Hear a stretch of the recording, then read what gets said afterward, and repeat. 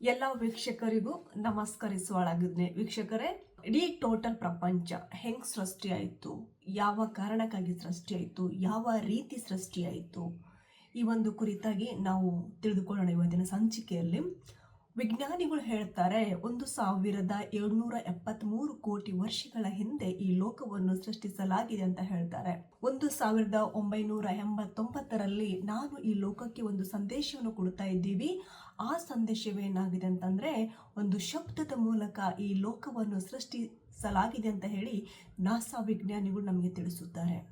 So ಆ ಟೈಮ್ನಲ್ಲಿ ನಾವೆಲ್ಲರೂ ಕೂಡ ಹೌದಾ, ಹಿಂಗೂ ಕೂಡ ಸೃಷ್ಟಿ ಆಗಿರಬಹುದಾ ಅಂತ ನಾವೆಲ್ಲರೂ ಕೂಡ ನಾಸಾ ವಿಜ್ಞಾನಿಗಳಿಗೆ ನಂಬಿದ್ದೀವಿ. ಆದರೆ ಒಂದು ವಿಷಯ ನಾವು ತಿಳಿದುಕೊಳ್ಬೇಕೇನಂತಂದ್ರೆ ನೋಡಿದ್ರೆ, ನಾಸಾ ವಿಜ್ಞಾನಿಗಳು ಹೇಳ್ತಾರೆ ಈ ಶಬ್ದದ ಮೂಲಕ ಏನು ಆಕಾಶವಾಗಿರ್ಬೋದು, ಚಂದ್ರವಾಗಿರ್ಬೋದು, ಸೂರ್ಯವಾಗಿರ್ಬೋದು, ಗ್ರಹಗಳಾಗಿರ್ಬೋದು ಹಾಗೂ ಪಂಚಭೂತಗಳಾಗಿರ್ಬೋದು, ಈ ಪ್ರಕೃತಿಯೇ ಒಂದು ಶಬ್ದದ ಮೂಲಕ ಈ ಲೋಕವನ್ನು ಸೃಷ್ಟಿಸಲ್ಪಟ್ಟಿದೆ ಅಂತ ಹೇಳಿ ಇಡೀ ಪ್ರಪಂಚಕ್ಕೆ ತಿಳಿಸಿದ್ದಾರೆ. ಅದಕ್ಕೆ ಬಿಗ್ ಬ್ಯಾಂಗ್ ಥಿಯರಿ ಅಂತ ಹೇಳಿ. ಸೊ ಇದು ನಮ್ಮ ನಾಸಾ ವಿಜ್ಞಾನಿಗಳು ತಿಳಿಸಿಕೊಟ್ಟಿರುವಂಥದ್ದಾಗಿದೆ. ಆದರೆ ಈ ಶಬ್ದ ಎಲ್ಲಿಂದ ಬಂತು, ಹೇಗೆ ಬಂತು, ಯಾವ ರೀತಿ ಇತ್ತು, ಇದನ್ನೆಲ್ಲ ನೀವು ಜನರಿಗೆ ಆನ್ಸರ್ ಕೊಡಬೇಕಾಗಿದೆ ಅಲ್ವಾ? ಯಾಕೆ ಆ ಶಬ್ದದಿಂದ ಈ ಲೋಕವನ್ನು ಸೃಷ್ಟಿಸಲ್ಪಟ್ಟಿದೆ ಅಂತ ನೀವು ಹೆಂಗೆ ಹೇಳ್ತೀರಿ? ಆ ಶಬ್ದ ಎಲ್ಲಿಂದ ಬಂತು? ಒಂದು ಭೂತದಿಂದ ಬಂತ, ಅಥವಾ ದೇವರಿಂದ ಬಂತ, ಅಥವಾ ಯಾವ ಶಬ್ದದಿಂದ ಈ ಲೋಕವನ್ನು ಸೃಷ್ಟಿಸಲ್ಪಟ್ಟಿದೆ ಅನ್ನುವಂಥದ್ದನ್ನು ನೀವು ಲೋಕಕ್ಕೆ ತಿಳಿಸಿಕೊಡಬೇಕಾಗಿದೆ. ನಾಸಾ ವಿಜ್ಞಾನಿಗಳೇ, ಯಾಕೆ ನೀವು ಈ ಲೋಕಕ್ಕೆ ತಿಳಿಸಿಕೊಡ್ಲಿಲ್ಲ ಅನ್ನುವಂಥ ಪ್ರಶ್ನೆವಾಗಿದೆ. ವಿಜ್ಞಾನಿಗಳು ಹೇಳಿದಾರಂದ್ರೆ ಅದು ಸತ್ಯನೇ ಇರಬೇಕು, ಯಾರಾದ್ರೂ ದೊಡ್ಡವರು ಹೇಳಿದಾರಂದ್ರೆ ಅದು ಸತ್ಯನೇ ಇರಬೇಕು, ಯಾಕಂದ್ರೆ ಅವರು ತುಂಬಾ ತಿಳ್ಕೊಂಡಿದ್ದಾರೆ ಅನ್ನುವಂಥ ಮೆಂಟಲಿಟಿಗೆ ಎಲ್ಲ ಜನರು ಬಂದ್ಬಿಟ್ಟಿದ್ದಾರೆ. ಆ ವಿಜ್ಞಾನಿಗಳಿಗೆ ನಾವು ಕ್ವಶನ್ ಹಾಕೋಂಗಿಲ್ಲ, ದೊಡ್ಡ ಜನರಿಗೆ ಕ್ವಶನ್ ಹಾಕೋಂಗಿಲ್ಲ. ಅವ್ರು ಏನೇ ಸರಿ ಮಾಡಿದ್ರು, ಅವ್ರು ಏನೇ ಮಾಡಿದ್ರು ಅದು ನಾವು ಸತ್ಯನೇ ಅಂತ ಕಣ್ಣು ಮುಚ್ಕೊಂಡು ನಂಬ್ಕೊಂಡ್ಬಿಟ್ಟಿದ್ದೀವಿ. ಆದರೆ ಯಾವುದು ಸತ್ಯ, ಯಾವುದು ಸುಳ್ಳು ಅನ್ನುವಂಥ ತಿಳ್ಕೊಳ್ಳೋಷ್ಟು ನಮಗೆ ಜ್ಞಾನ ಬುದ್ಧಿ ದೇವರು ಕೊಟ್ಟಿದ್ದಾನಲ್ವಾ? ಸೊ ಆ ಕಾರಣಕ್ಕೋಸ್ಕರ ನಾವು ಪರಿಶೋಧಿಸಬೇಕಾಗಿದೆ ವೀಕ್ಷಕರೇ. ಎಲ್ಲವನ್ನು ಸತ್ಯ ನಂಬಿಕೊಂಡು ನಾವು ಹೋಗುವಂಗಿಲ್ಲ. ನಾಸಾ ವಿಜ್ಞಾನಿಗಳಿಗೆ ಆಗಿರ್ಬೋದು, ಅಥವಾ ರಾಜಕಾರಣಿಗಳಿಗೆ ಆಗಿರ್ಬೋದು, ಅಥವಾ ದೊಡ್ಡ ದೊಡ್ಡ ಸುಳ್ಳನ್ನು ಹೇಳುತ್ತಿರುವಂಥ ಬೋಧಕರಿಗೆ ಆಗಿರ್ಬೋದು, ನಾನು ನಿಮಗೆ ಒಂದು ವಿಷಯ ಹೇಳಕ್ಕೆ ಇಷ್ಟಪಡ್ತೀನಿ. ಸುಳ್ಳನ್ನು ಹೇಳಿ ಇತಿಹಾಸ ಸೃಷ್ಟಿ ಮಾಡಿದವರು ಈ ಪ್ರಪಂಚದಲ್ಲಿ ಯಾರು ಕೂಡ ಇಲ್ಲ. ಹಾಗೆ ಸತ್ಯವನ್ನು ಹೇಳಿ ಇತಿಹಾಸ ಸೃಷ್ಟಿ ಮಾಡಿದವರು ಸಾವಿರಾರು ಜನವಿದ್ದಾರೆ.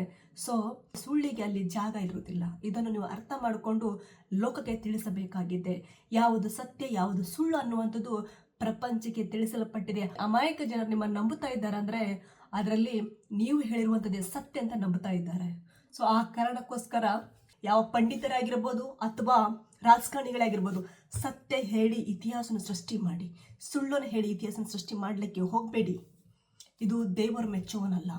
ಸೊ ಹಾಗಾಗಿ ವೀಕ್ಷಕರೇ, ಈ ಶಬ್ದ ಎಲ್ಲಿಂದ ಬಂತು, ಹೇಗೆ ಬಂತು, ಯಾಕೆ ಬಂತು ಅನ್ನೋದನ್ನು ಕುರಿತಾಗಿ ನಾವು ಇವತ್ತಿನ ದಿವಸದಲ್ಲೇ ತಿಳಿದುಕೊಳ್ಳೋಣ. ವಿಜ್ಞಾನಿಗಳು ತಿಳಿಸಿಕೊಟ್ಟಿರುವಂಥದ್ದು ಕ್ರಿಸ್ತ ಶಕ 1998ನೇ ಇಸವಿಯಲ್ಲಿ ತಿಳಿಸಿಕೊಟ್ಟಿದ್ದಾರೆ. ಶಬ್ದದ ಮೂಲಕ ಈ ಲೋಕವನ್ನು ಸೃಷ್ಟಿಸಲ್ಪಟ್ಟಿದೆ ಅಂತ ಹೇಳಿ ವಿಜ್ಞಾನಿಗಳು ತಿಳಿಸಿದ್ದಾರೆ. ಯಾವಾಗ ಇವೊಂದಿಗೂ ಎಷ್ಟು 37 ವರ್ಷ ಏನೋ ಆಯಿತು. 37 2026 1989 ಅನ್ನುವಾಗ 37 ಇಯರ್ಸ್ ಏನೋ ಆಗುತ್ತೆ. ಆದರೆ ನಾವು ಒಂದು ವಚನ ನೋಡ್ಕೊಂಡು ಬರೋಣ. ಹಿಬ್ರಿಯವರಿಗೆ ಬರೆದ ಪತ್ರಿಕೆ ಅಧ್ಯಾಯ 11 ವಾಕ್ಯ 3ರಲ್ಲಿ ನೋಡ್ಕೊಂಡು ಹೋಗೋಣ. ಈ ಲೋಕಗಳು ದೇವರ ಮಾತಿನಿಂದ ನಿರ್ಮಿತವಾದವೆಂದು ನಂಬಿಕೆಯಿಂದಲೇ ನಾವು ತಿಳಿದುಕೊಂಡು ಕಾಣಿಸುವ ಈ ಜಗತ್ತು ದೃಶ್ಯ ವಸ್ತುಗಳಿಂದ ಉಂಟಾಗಲಿಲ್ಲವೆಂದು ಗ್ರಹಿಸುತ್ತೇವೆ. ಅಂದ್ರೆ ದೇವರಲ್ಲಿ ನಮಗೆ ಸ್ಪಷ್ಟವಾಗಿ ತಿಳಿಸಲ್ಪಟ್ಟಿದ್ದಾರೆ, ದೇವರು ಆಡುವಂತ ಮಾತಿನ ಮೂಲಕ ಈ ಲೋಕವನ್ನು ಆಗಿದೆ ಅಂತೆ. ಸೊ ದೇವರು ಏನ್ ಹೇಳಿದ್ರು ಆದಿಕಾಂಡದಲ್ಲಿ ನಾವು ತಿಳ್ಕೊಂಡಿರ್ತೀವಿ ಪ್ರೇರೆ, ಈ ಲೋಕವನ್ನು ಹೆಂಗ್ ಸೃಷ್ಟಿಯಾಯಿತು, ಯಾಕೆ ಸೃಷ್ಟಿಯಾಯಿತು, ಪ್ರತಿಯೊಂದನ್ನು ಕೂಡ ಇಂಚಿಂಚಾಗಿ ದೇವರು ತನ್ನ ಭಕ್ತರ ಮೂಲಕ ಬರೆಸಿದ್ದಾರೆ. ಕ್ರಿಸ್ತ ಶಕ 1ನೇ ಶತಮಾನದಲ್ಲಿ ತನ್ನ ಭಕ್ತರನ್ನ ಆಯ್ಕೆ ಮಾಡಿಕೊಂಡು ಭೂತ ವರ್ತಮಾನ ಕಾಲ ಭವಿಷ್ಯತ್ವ ಕಾಲಗಳು ತಿಳಿಸಿದ್ದ ಮಹಾಗ್ರಂಥ ಸತ್ಯವೇದವಾಗಿದೆ. ಸತ್ಯವೇದದಲ್ಲಿ ಬರೆಯಲ್ಪಟ್ಟಿರುವಂಥದ್ದು ಇಷ್ಟುವರೆಗೂ ಯಾವುದು ಕೂಡ ಸುಳ್ಳಾಗಿಲ್ಲ ಪ್ರಿಯರೇ. ಸೊ ಹಾಗಾಗಿ ಭಕ್ತರನ್ನ ಆಯ್ಕೆ ಮಾಡಿಕೊಂಡು ಆದಿಕಾಂಡದಲ್ಲಿ ಈ ಭೂಮಿಯನ್ನು ಹೆಂಗೆ ಸೃಷ್ಟಿಯಾಯಿತು, ಈ ಲೋಕವನ್ನು ಹೆಂಗೆ ಸೃಷ್ಟಿಯಾಯಿತು ಅಂತ ಹೇಳಿ ಪ್ರತಿಯೊಂದನ್ನು ಕೂಡ ಡೀಟೇಲ್ಸ್ ಆಗಿ ದೇವರು ಬರೆಸಿದ್ದಾರೆ ತನ್ನ ಭಕ್ತಾದಿಗಳ ಮೂಲಕ. ಪ್ರಿಯ ವೀಕ್ಷಕರೇ, ಪಂಚಭೂತಗಳಾಗಿರ್ಬೋದು, ಸೂರ್ಯ, ಚಂದ್ರ, ಗಾಳಿ, ಬೆಳಕು ಹಾಗೂ ಗ್ರಹಗಳು ಪ್ರತಿಯೊಂದನ್ನು ಕೂಡ ದೇವರು ತನ್ನ ಮಾತಿನ ಮೂಲಕ, ತನ್ನ ಶಬ್ದದ ಮೂಲಕ ಈ ಲೋಕವನ್ನು ಸೃಷ್ಟಿ ಮಾಡಿದ್ದಾರೆ. ಹೆಂಗಂತ ನಾವು ಒಂದು ಸಲ ಊಹಿಸೋಣ. ಧಗ ಧಗ ಉರಿಯುವ ಸೂರ್ಯನ ಒಂದು ಸಲ ನೋಡಿ ಅವನು ಯಾವ ರೀತಿ ಉರಿತಾನೆ, ಭೂಮಿಗಿಂತ ದೊಡ್ಡವನಾಗಿದ್ದಾನೆ. ಆ ಸೂರ್ಯನ ಸೃಷ್ಟಿ ಮಾಡ್ಬೇಕಾದ್ರೆ ಆ ಶಬ್ದ ಯಾವ ರೀತಿ ಇರ್ತಾ ಇದೆ ಅಂತ ಒಂದು ಸಲ ನಾವು ಗ್ರಹಿಸಿಕೊಳ್ಳಬೇಕು. ಹೆಂಗಿರ್ಬೋದು ಆ ಶಬ್ದ? ಚಂದ್ರನ ಸೃಷ್ಟಿ ಮಾಡ್ಬೇಕಾದ್ರೆ ದೇವರು ಎಷ್ಟು ಶ್ರಮ ಪಟ್ಟಿರ್ಬೋದು. ನಕ್ಷತ್ರವನ್ನು ಸೃಷ್ಟಿ ಮಾಡ್ಬೇಕಾದ್ರೆ ಆ ಶಬ್ದ ಹೇಗಿರ್ಬೋದು ಅಂತ ಒಂದು ಸಲ ಊಹಿಸಿ ಪ್ರಿಯರೇ. ಅಷ್ಟೇ ಮಾತ್ರವಲ್ಲ, ಈ ಭೂಮಿಯನ್ನು ಯಾವ ರೀತಿಯಾಗಿ ಸೃಷ್ಟಿ ಮಾಡಿದ್ದಾರೆ. ದೇವರು ಹೇಳ್ತಾರೆ, ಸುಮಾರು ಟೋಟಲಿ ಪ್ರಪಂಚದಲ್ಲಿ 84 ಲಕ್ಷ ಜೀವರಾಶಿಗಳು ಸೃಷ್ಟಿಸಲ್ಪಟ್ಟಿದೆ. ಅಂದ್ರೆ ಒಂದೊಂದು ಪ್ರಾಣಿ ಪಕ್ಷಿಗಳಲ್ಲಿ ಒಂದೊಂದು ಜೀವ ಇಡುವಾಗ ಆ ಶಬ್ದ, ಆ ಕೂಗು ಯಾವ ರೀತಿ ಇರ್ಬೋದು ಅಂತ ನೀವು ಆಲೋಚನೆ ಮಾಡಿ. ಆ ಶಬ್ದ, ದೇವರ ಶಬ್ದದ ಮೂಲಕ ಈ ಲೋಕವನ್ನು ಸೃಷ್ಟಿಸಲ್ಪಟ್ಟಿದೆ ಪ್ರಿಯರೇ. ಅಷ್ಟೇ ಮಾತ್ರ ಅಲ್ಲ, ತಾಯಿಯ ಗರ್ಭದಲ್ಲಿ ಒಂದು ಮಗು ಹೊಟ್ಟೆಯಿಂದ ಹೊರಗಡೆ ಬಂದಾಗ ಆ ಮಗು ಕೂಗುತ್ತೆ. ಅದೇ ರೀತಿ ಪ್ರತಿಯೊಂದು ಪಕ್ಷಿ, ಪ್ರಾಣಿಗಳು, ಭೂಜಂತುಗಳು ಸೃಷ್ಟಿಯಾಗುವಾಗ ಆ ಕೂಗು ಯಾವ ರೀತಿ ಇರ್ಬೋದಂತ ಒಂದು ಸಲ ಗ್ರಹಿಸಿಕೊಳ್ಳಿ. ಈ ಭೂಜಂತುಗಳನ್ನು ದೇವರು ಸೃಷ್ಟಿ ಮಾಡಿರುವಂತನಾಗಿದ್ದಾನೆ. ಈ ಲೋಕವನ್ನು ಸೃಷ್ಟಿ ಮಾಡುವಂತನಾಗಿದ್ದಾನೆ. ಒಂದೊಂದು ಗಿಡ ಮರಗಳು ಸೃಷ್ಟಿ ಆಗ್ಬೇಕಾದ್ರೆ ಆ ಶಬ್ದ ಯಾವ ರೀತಿ ಇರಬಹುದು ಒಂದು ಸಲ ಗ್ರಹಿಸಿಕೊಳ್ಳಿ ವೀಕ್ಷಕರೇ. ಅಷ್ಟೇ ಮಾತ್ರವಲ್ಲ, ಈ ಲೋಕದಲ್ಲಿರುವಂತ ನಾವು ಉದಾಹರಣೆ ನೋಡ್ಬೇಕಾದ್ರೆ ವೀಕ್ಷಕರೇ, ಒಂದು ಸುನಾಮಿ ಬರ್ತದೆ ನೋಡಿ. ಸುನಾಮಿ ಬರುವಾಗ ಆ ಶಬ್ದ, ಓನ್ಲಿ ಸುನಾಮಿ ಬರುವಂತಹ ಶಬ್ದ ಯಾವ ರೀತಿ ಇದೆ ಅಂತ ನಾವೊಂದು ಸಲ ಗ್ರಹಿಸಿಕೊಳ್ಳಬೇಕಾಗಿದೆ. ಆದ್ರೆ ಇಡೀ ಪ್ರಕೃತಿನ ಸೃಷ್ಟಿ ಮಾಡುವಾಗ ಆ ಶಬ್ದ ಎಷ್ಟು ಭಯಂಕರ ಇರಬಹುದು ಅನ್ನುವಂಥದ್ದು ನಾವು ತಿಳಿದುಕೊಳ್ಳಬೇಕಾಗಿದೆ. ದೇವರು ಕ್ಲಿಯರ್ ಆಗಿ ಕೊಟ್ಟಿದ್ದಾನೆ. ದೇವರ ಶಬ್ದದಿಂದ ಈ ಲೋಕದಲ್ಲಿರುವಂತಹ ಪ್ರತಿ ಒಂದನ್ನು ಕೂಡ ದೇವರ ಶಬ್ದದಿಂದ ಸೃಷ್ಟಿಯಾಗಿದೆ ವೀಕ್ಷಕರೇ. ಸೊ ವಿಜ್ಞಾನಿಗಳು ಇದನ್ನೆಲ್ಲ ಮುಚ್ಚಿ ಹಾಕ್ತಾ ಇದ್ದಾರೆ. ದೊಡ್ಡ ದೊಡ್ಡ ವ್ಯಕ್ತಿಗಳು ಇದನ್ನೆಲ್ಲ ಮುಚ್ಚಿ ಹಾಕ್ತಾ ಇದ್ದಾರೆ. ದೇವರ ಬೈಬಲ್, ಸತ್ಯವೇದ ಗ್ರಂಥ, ಅದರಲ್ಲಿ ಯಾವತ್ತೂ ಕೂಡ ಇಷ್ಟು ದೇವರು ಹೇಳಿದ್ದಾರೆ. ಇಡೀ ಪ್ರಪಂಚವನ್ನು ಅಳಿಸಿ ಹೋದ್ರೂ ಕೂಡ ಇದರಲ್ಲಿರುವಂಥ ಒಂದು ಅಕ್ಷರ ಕೂಡ ಯಾರಿಂದಲೂ ಅಳಿಸ್ಲಿಕ್ಕೆ ಸಾಧ್ಯವಿಲ್ಲ ಅಂತ ದೇವರು ಹೇಳಿದ್ದಾನೆ. ಯಾವುದನ್ನು ನಂಬುತ್ತಾ ಇದ್ದೀವಿ, ನಮ್ಮ ಕೈಯಲ್ಲಿದೆ ವೀಕ್ಷಕರೇ. ಒಬ್ಬ ವಿಜ್ಞಾನಿ ಬಗ್ಗೆ ನಾವು ತಿಳಿದುಕೊಳ್ಳೋಣ. ಸರ್ ಐಜಾಕ್ ನ್ಯೂಟನ್ ಅಂತ ಹೇಳಿ. ಐಜಾಕ್ ನ್ಯೂಟನ್ ರವರು ಭೂಮಿ ಶೂನ್ಯದಲ್ಲಿ ತೂಗಾಡುತ್ತೆ ಎಂದು ಪ್ರಪಂಚಕ್ಕೆ ತಿಳಿಸಿದ್ರು. ಯಾವಾಗ ತಿಳಿಸಿದ್ರು ಅಂತ ನೋಡಿದಾಗ ಕ್ರಿಸ್ತ ಶಕ 1648 ಇಸವಿಯಲ್ಲಿ ಅವರು ತಿಳಿಸಿದ್ರು. ಐಜಾಕ್ ನ್ಯೂಟನ್ ಅವರು ಭೂಮಿ ಶೂನ್ಯದಲ್ಲಿ ತಿರುಗಾಡುತ್ತೆ ಅಂತ ಹೇಳಿ ಐಜಾಕ್ ನ್ಯೂಟನ್ ಅವರು ತಿಳಿಸಿದ್ರು. ಆದ್ರೆ ಬೈಬಲ್ ಯಾವಾಗ ತಿಳಿಸಿದೆ ಅಂತ ನಾವು ಇವತ್ತು ತಿಳಿದುಕೊಳ್ಳೋಣ. ಯೋಬನ ಗ್ರಂಥ ಅಧ್ಯಾಯ 26 ವಾಕ್ಯ 7ರಲ್ಲಿ ನೋಡಿ. ಆತನು ಶೂನ್ಯದ ಮೇಲೆ ಉತ್ತರ ದಿಕ್ಕನ್ನು ವಿಸ್ತರಿಸಿ ಭೂಲೋಕವನ್ನು ಯಾವ ಆಧಾರವೂ ಇಲ್ಲದೆ ತೂಗು ಹಾಕಲಾಗಿದೆ. ಕರೆಕ್ಟಾಗಿ ಕೇಳಿ ಪ್ರಿಯರೇ. ಆತನು ಶೂನ್ಯದ ಮೇಲೆ ಉತ್ತರ ದಿಕ್ಕನ್ನು ವಿಸ್ತರಿಸಿ ಭೂಲೋಕವನ್ನು ಯಾವ ಆಧಾರ ಇಲ್ಲದೆ ತೂಗು ಹಾಕಿದನೆ. ಯಾವಾಗ ಹೇಳಿದರೆ ಕ್ರಿಸ್ತ ಪೂರ್ವ 2000 ವರ್ಷಗಳ ಹಿಂದೆ ಹೇಳಿದ್ದಾರೆ. ಆದರೆ ಐಜಾಕ್ ನ್ಯೂಟನ್ ಅವರು ಯಾವಾಗ ಹೇಳಿದ್ದಾರೆ ಅಂದ್ರೆ 1648 ಇಸ್ವಿಯಲ್ಲಿ. ಎಷ್ಟು ವರ್ಷ ಆಯ್ತು ಪ್ರಿಯರೇ ಅವರು ಹೇಳಿ? ನೀವು ಊಹಿಸಿ. ದೇವರು ಹೇಳಿರುವಂಥದ್ದು ಕ್ರಿಸ್ತ ಪೂರ್ವ 2000 ವರ್ಷಗಳ ಹಿಂದೆ ಹೇಳಿದ್ದಾರೆ. ಐಜಾಕ್ ನ್ಯೂಟನ್ ಅವರು ಯಾವಾಗ ಹೇಳಿದ್ದಾರೆ ಅಂದ್ರೆ 1648 ಇಸ್ವಿಯಲ್ಲಿ ಹೇಳಿದ್ದಾರೆ. ಎಷ್ಟು ಡಿಫ್ರೆಂಟ್ ಉಂಟಂತ ನೀವು ಹೇಳಿ. ಬೈಬಲ್ ಎಷ್ಟು ಒಂದು ಮಹತ್ವ ಉಳ್ಳುವಂಥದ್ದು. ಬೈಬಲ್ ಎಷ್ಟು ದೇವರು ನಮಗೆ ಈಸಿಯಾಗಿ ನಮಗೆ ಕೊಟ್ಟಿದ್ದಾರೆ ಈ ಬೈಬಲ್ ಅಲ್ಲಿ. ಇನ್ನೊಬ್ಬ ವಿಜ್ಞಾನಿಗಳ ಬಗ್ಗೆ ನಾವು ತಿಳಿದುಕೊಳ್ಳೋಣ ಪ್ರಿಯರೇ.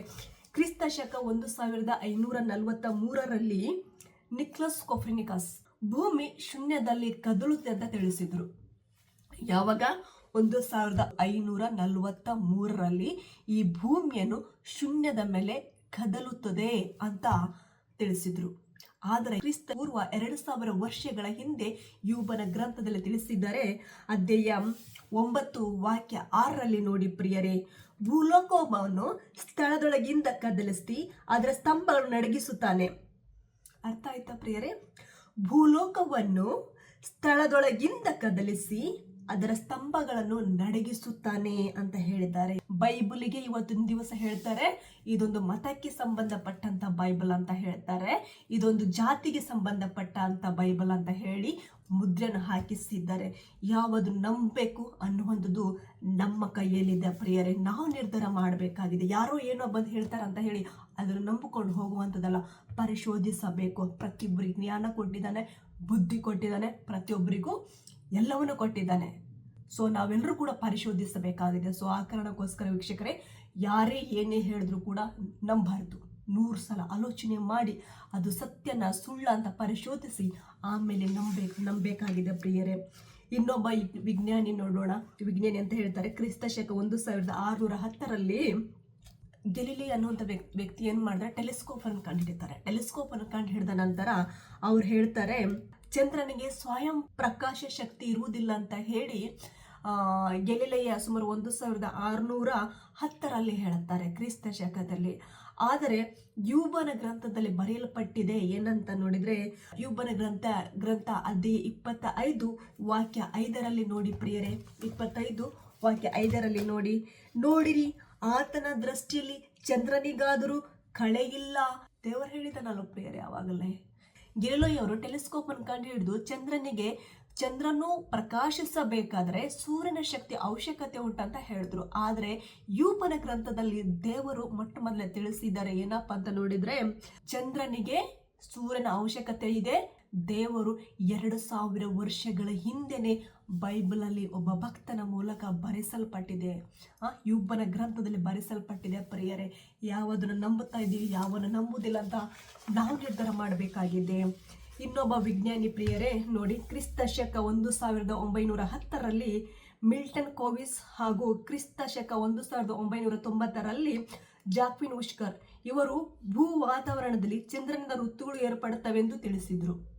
ಅಂದ್ರೆ ಭೂ ವಾತಾವರಣದಲ್ಲಿ ಚಂದ್ರನಿಂದ ಋತುಗಳು ಏರ್ಪಡ್ತವೆ ಎಂದು ತಿಳಿಸಿದ್ರು ಇಡೀ ಪ್ರಪಂಚಕ್ಕೆ. ಕೀರ್ತನೆಗಳು 104 19ನೇ ಅಧ್ಯಾಯ ನೋಡಿ ಪ್ರಿಯರೇ. ವಿಶೇಷ ಕಾಲಗಳು ಸೂಚನೆಗಾಗಿ ಚಂದ್ರನನ್ನು ನಿರ್ಮಿಸಿದಿ, ಸೂರ್ಯನು ತನ್ನ ಅಸ್ತಮಾನ ಸಮಯವನ್ನು ಬಲ್ಲವನು. ಅರ್ಥ ಆಯ್ತಾ ಪ್ರಿಯರೇ? ಇನ್ನು ವಿಶೇಷ ಕಾಲಗಳು ಸೂಚನೆಗಾಗಿ ಚಂದ್ರ ನಿರ್ಮಿಸಿದಿ, ಸೂರ್ಯನು ತನ್ನ ಹಸ್ತಮಾನ ಸಮಯವನ್ನು ಬಲ್ಲವನು. ಸೊ ದೇವರೇ ಹೇಳಿದನಲ್ಲ ಪ್ರಿಯರೇ, ಋತುಗಳಾಗಿರಬಹುದು, ಸೂರ್ಯನಾಗಿರ್ಬೋದು, ಚಂದ್ರನಾಗಿರ್ಬೋದು, ಯಾವ ರೀತಿಯಲ್ಲಿ ದೇವರು ಇದನ್ನು ತಿಳಿಸಿದ್ದಾರೆ. ಇವರು ಯಾವಾಗ ಹೇಳಿದ್ದು 1910 ಮತ್ತೆ 1990ರಲ್ಲಿ ಹೇಳಿದ್ದಾರೆ. ಹಾಗಾದ್ರೆ ಯಾವುದನ್ನು ನಾವು ನಂಬ್ತಾ ಇದ್ದೀವಿ ಪ್ರಿಯರೇ? ದೇವರು ಎಲ್ಲವನ್ನೂ ಕೂಡ ತಿಳಿಸಿದ್ದಾರೆ. ಅಷ್ಟೇ ಮಾತ್ರವಲ್ಲ, ಇನ್ನೊಬ್ಬರು ವಿಜ್ಞಾನಿಗಳ ಬಗ್ಗೆ ನಾವು ತಿಳಿದುಕೊಳ್ಳೋಣ. ಕ್ರಿಸ್ತ ಶಕ 1978ರಲ್ಲಿ ಭೂಗರ್ಭ ವಿಜ್ಞಾನಿಗಳು ಏನಂತ ತಿಳಿಸಿಕೊಟ್ಟಿದ್ದಾರೆ ಅಂದ್ರೆ, ಭೂಮಿಯ ಅಂತರ್ಭಾಗಕ್ಕೆ ಹೋಗುತ್ತಿದ್ದಂತೆ ವಿಪರೀತವಾದ ಉಷ್ಣತೆ ಇರುತ್ತೆ ಅಂತ ತಿಳಿಸಿಕೊಟ್ಟಿದ್ದಾರೆ. ಯಾವಾಗ ಅಂತ ನೋಡಿದಾಗ 1978 ಇಸ್ವಿಯಲ್ಲಿ. ಅಂದ್ರೆ ಭೂಗರ್ಭ ವಿಜ್ಞಾನಿಗಳು ಏನಂತ ತಿಳಿಸಿದ್ರೆ ಅಂದ್ರೆ, ಭೂಮಿಯ ಅಳಭಾಗದಲ್ಲಿ ಹೋದಾಗ ಅದರಲ್ಲಿ ಉಷ್ಣತೆ ಇದೆ ಅಂತ ಹೇಳಿ ತಿಳಿಸಿಕೊಟ್ಟಿದ್ದಾರೆ ಪ್ರಪಂಚಕ್ಕೆ. ಹಾಗಾದ್ರೆ ದೇವರು ಯಾವಾಗ ತಿಳಿಸಿದ್ರೆ ಅಂತ ತೋರಿಸಿ ನೋಡುವ ಪ್ರೇರಣೆ. ಯೂಬನ ಗ್ರಂಥ 28ನೇ ಅಧ್ಯಾಯ ವಾಕ್ಯ 5ರಲ್ಲಿ ನೋಡಿ, ಭೂಮಿಯು ಅನ್ನವನ್ನು ಕೊಡುತ್ತದೆ, ಅದರ ಕೆಳಭಾಗವು ಬೆಂಕಿ ಬಿದ್ದಂತೆ ಹಾಳಾಗಿರುವುದು. ಭೂಮಿ ಕೆಳಭಾಗದಲ್ಲಿ ಉಷ್ಣತೆ ಇದೆ ಅಪ್ಪ, ಭೂಮಿ ಅನ್ನವನ್ನು ಕೊಡುತ್ತೆ, ಆದರೆ ಕೆಳಭಾಗದಲ್ಲಿ ಹೋಗುವಾಗ ಉಷ್ಣತೆ ಇದೆ ಅಂತ, ಬೆಂಕಿ ಇದೆ ಅಂತ ಹೇಳಿ ದೇವರು ಕ್ರಿಸ್ತ ಪೂರ್ವ 2000 ವರ್ಷಗಳ ಹಿಂದೆ ದೇವರು ಹೇಳಿದ್ದಾರೆ. ಯಾವತ್ತನ್ನು ನಂಬುತ್ತಾ ಇದ್ದೀವಿ ಪ್ರಿಯರೇ? ಆಲ್ಮೋಸ್ಟ್ ಎಲ್ಲ ವಿಜ್ಞಾನಿಗಳು ಕ್ರೈಸ್ತರಾಗಿದ್ದಾರೆ. ಕ್ರೈಸ್ತರಾಗಿದ್ದ ಕಾರಣ ಇವ್ರು ಏನು ಮಾಡ್ತಾ ಇದ್ದಾರೆ ಅಂದರೆ, ಮೊಟ್ಟ ಮೊದಲು ಬೈಬಲನ್ನು ಪರಿಶೋಧಿಸುತ್ತಾರೆ. ಆ ನಂತರ ಬೈಬಲ್ ಇದ್ದಂಥ ವಿಷಯಗಳನ್ನು ಇದರಲ್ಲಿ ಬರ್ದಿದ್ರೆ ಅಲ್ಲಿ ಇರಲೇಬೇಕು. ಹಾಗಾಗಿ ಪರಿಶೋಧಿಸಿ ಬೈಬಲಲ್ಲಿರುವಂಥ ಕಾಪಿ ಮಾಡಿಕೊಂಡು ವಿಜ್ಞಾನಿಗಳಾಗಿ ಹೊರಡ್ತಾ ಇದ್ದಾರೆ. ಅವರಿಗೆ ಬೈಬಲ್ ಹಿಡ್ಕೊಂಡು ಹೇಳೋಕ್ಕೆ ತಾಕತ್ತಿಲ್ಲ. ಯಾಕೆಂದರೆ ಬೈಬಲ್ ಹಿಡ್ಕೊಂಡ ತಕ್ಷಣ ಎಲ್ಲ ಒಂದು ವಿಷಯನ ಅರ್ಥ ಮಾಡ್ಕೊಳ್ಬೇಕು ಪ್ರಿಯರೇ. ಒಂದು ವೇಳೆ ವಿಜ್ಞಾನಿಗಳು, ನಾವು ಒಂದು ಅರ್ಥ ಮಾಡ್ಕೊಳ್ಬೇಕಾಗಿದೆ, ಒಂದು ವೇಳೆ ವಿಜ್ಞಾನಿಗಳು ಇದನ್ನೆಲ್ಲ ದೇವರೇ ಸೃಷ್ಟಿ ಮಾಡಿದಾನಂತ ಹೇಳಿದರೆ ಜನರೆಲ್ಲ ಯಾವ ರೀತಿ ಬಿಹೇವ್ ಮಾಡ್ತಾ ಇದ್ರು, ಯಾವ ರೀತಿ ವರ್ತಿಸ್ತಾ ಇದ್ರು ಅಂತ ಒಂದು ಸ್ವಲ್ಪ ನಾವು ಆಲೋಚನೆ ಮಾಡೋಣ. ಹೌದಲ್ವಾ? ದೇವರು ಸೃಷ್ಟಿ ಮಾಡಿದ ನಂತರ ಮತ್ತೆ ಇವ್ರು ಎಂತಕ್ಕೆ ಹೋಗುವಂಥದ್ದು? ಚಂದ್ರಗ್ರಹ, ಮಂಗಳ ಗ್ರಹಕ್ಕೆಲ್ಲ ಹೋಗ್ತಾ ಇದ್ದಾರೆ. ಯಾಕೆ ಹೋಗ್ತಾ ಇದ್ದಾರೆ? ಒಂದು ವೇಳೆ ಎಲ್ಲ ದೇವರೇ ಸೃಷ್ಟಿ ಮಾಡಿದನಂತ ಗೊತ್ತಿದ್ರೆ ಜನರಿಗೆ ಅಲ್ಲಿಗೆಲ್ಲ ಹೋಗ್ಲಿಕ್ಕೆ ಬಿಡ್ತಾ ಇರಲಿಲ್ಲ. ಕೋಟಿ ದುಡ್ಡು ಖರ್ಚು ಮಾಡಿ ಅಲ್ಲಿಗೆಲ್ಲ ಹೋಗ್ಲಿಕ್ಕೆ ಬಿಡ್ತಾ ಇರಲಿಲ್ಲ. ನೋಡಿ ಯಾವ ಮಟ್ಟಕ್ಕೆ ಹೋಗಿದ್ದಾರೆ ಈ ವಿಜ್ಞಾನಿಗಳು. ಅಲ್ಲಿರುವಂಥದ್ದನ್ನೆಲ್ಲ ವಾತಾವರಣ ಪರಿಶೋಧಿಸುತ್ತಾರೆ. ದೇವರು ಹೇಳಿದಾನೆ, ಮಕ್ಕಳೇ, ನಿಮಗೆ ಗ್ರಹ ಆಗಿರ್ಬೋದು, ಭೂಮಿ ಆಗಿರ್ಬೋದು, ಚಂದ್ರ ಆಗಿರ್ಬೋದು, ಸೂರ್ಯ ಆಗಿರ್ಬೋದು, ಈ ಭೂಮಿಯಲ್ಲಿರುವಂಥ ಸಕಲ ಪಂಚಭೂತಗಳಾಗಿರ್ಬೋದು, ಪ್ರತಿಯೊಂದನ್ನು ಕೂಡ ನಾನು ನಿಮಗೋಸ್ಕರ ಸೃಷ್ಟಿ ಮಾಡಿದ್ದೀನಿ. ನೀವು ಇಲ್ಲಿ ಸುಖವಾಗಿ ಬಾಳಿ ನೆಮ್ಮದಿಯಿಂದ ಬದುಕಿ ಸ್ವಲ್ಪ ಕಾಲ ಇಲ್ಲಿ ಉಳಿದುಕೊಂಡು ಮತ್ತೆ ನೀವು ಬನ್ನಿ ಅಂತ ದೇವರು ಕೇಳಿದಾಗ, ಇಲ್ಲೆಲ್ಲ ನಾವು ಅಲ್ಲಿಗೆಲ್ಲ ಬರೋಕ್ಕಾಗೋದಿಲ್ಲ, ನಾನು ಮನುಷ್ಯ ಹುಟ್ಟಿದ ನಂತರ ಎಲ್ಲ ಕಡೆ ಚಂದ್ರಲೋಕಕ್ಕೆ ಹೋಗ್ತೀನಿ, ಮಂಗಳ ಲೋಕಕ್ಕೆ ಹೋಗ್ತೀನಿ, ಯಾವ ಗ್ರಹಕ್ಕೂ ಕೂಡ ನಾನು ಹೋಗ್ಬೋದು ಅಂತ ಆಲೋಚನೆ ಮಾಡಿದ್ದಾರೆ. ದೇವರು ಸೃಷ್ಟಿ ಮಾಡಿರುವಂಥ ಗ್ರಹಕ್ಕೆ ಹೋದ್ರೆ ನೀನು ಅಲ್ಲಿ ಬದುಕಲಿಕ್ಕೆ ನಿನ್ನಿಂದ ಸಾಧ್ಯನಾ? ಏನು, ಯಾವ ರೀತಿ? ಎಲ್ಲ ವೀಕ್ಷಕರಿಗೆ ದೇವರು ಒಳ್ಳೆಯದು ಮಾಡಲಿ. God bless you.